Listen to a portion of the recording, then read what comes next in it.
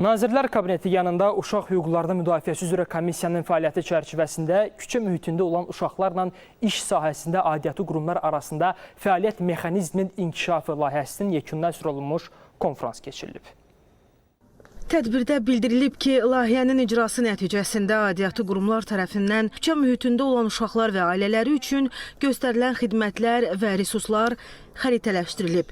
Türkiyədən dəvət olunan ekspertin dəstəyi ilə hazırlanan təlim proqramında sosial işçilər və digər iştirakçılar iştirak edib. Sahə tədqiqatlarının aparılması üçün metodologiya və digər sənədlər hazırlanıb.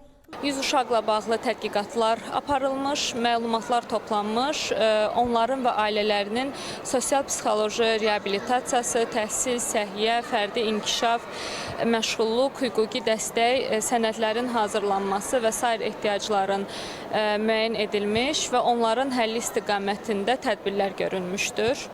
Tədbirdə həmçinin layihənin dövlət siyasətindəki əhəmiyyətindən, mövcud çağırışlar və hüquqi mexanizmlərdən danışılıb. Qurumlar arası əməkdaşlığın gücləndirilməsinin vacibliyi vurğulanıb. Konfrans daha sonra panel sessiyalarla davam edib. Nərmin Kərim, Orxan Qayıbov, Rəşidə Zülfüqarova, ATV Xəbər.